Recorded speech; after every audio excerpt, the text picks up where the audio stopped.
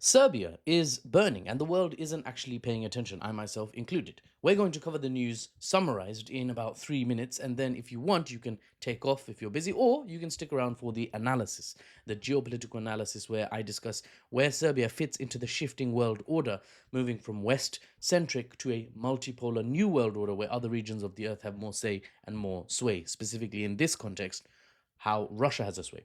Now let's get stuck in. Cities across this Balkan nation in the south central area of Europe have erupted into violent clashes between protesters and government forces and government aligned civilians. Is quite weird.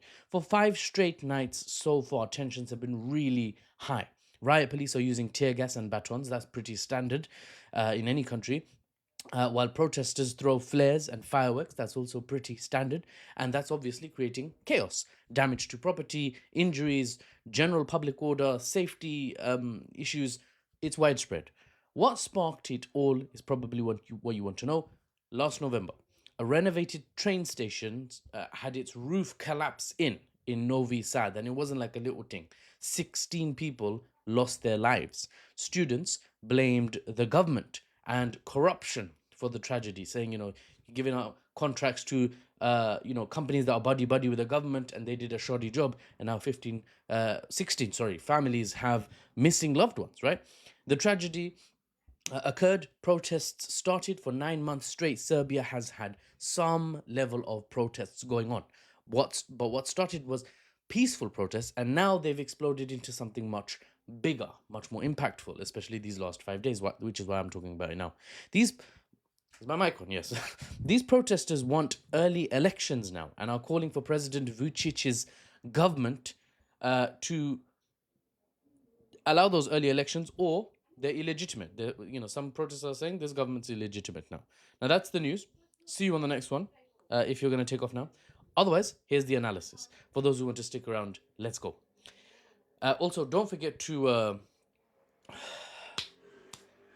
do all the stuff, the liking and the bookmarking and the hearting and the subscribing for more, the stuff. Okay, you do the things, guys. Help me reach more people with my news and analysis, unbiased, without the Western spin. Now, Serbian protests. Okay, we know the deal, what's going on, but here's what's going on underneath. The current government tries to balance between East and West. If you look at a map of where Serbia is, between the old order and the new reality of Europe as Russian influence grows, Serbia is kind of in the middle, geographically at least, and politically it's also kind of in the middle. America is heading for the door in Europe, as I talk about in a lot of my posts. That's the reality of the shifting world order, and Serbia has to sort of recalculate, one could argue. Serbia at the moment is working with both Russia and the EU, and it's positioned the state. The state has positioned the nation it's managing to benefit from that sort of middle ground. It's in South Central Europe, about one country deeper from the front line of European states that border Russia, well, EU states, I should say. Sorry, but the opposition in Serbia, supporting currently the protests and the calling for early elections, that opposition, they're pushing hard for full Western alignment and EU membership, sped up, fast tracked, no dragging your heels. We want to be part of the EU, and we want to be part of it now. The building collapse last November was the trigger, but now the opposition wants more, and it's using these public order problems to try and achieve that. For better or worse, I'm just giving you the analysis. Some might say, yeah, it was completely legitimate to use the grievances to call for the administration to be changed through democratic process. Others will say, no, you're just hijacking, something bad that happened and using it for your own duplicitous means to try and get Serbia to flip fully into the Western sphere of influence. Now, Serbia is technically already in the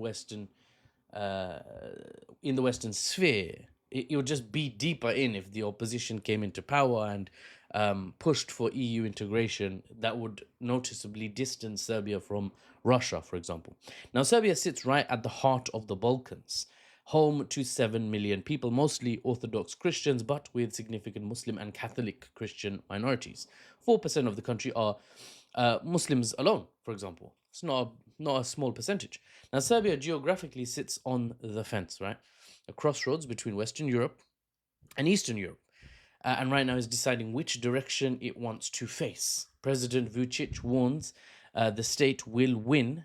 The state in power, the administration in power will win. So protesting is essentially futile. But with protests spreading to all the major cities, 90 locations nationwide, this power struggle continues, is far from over.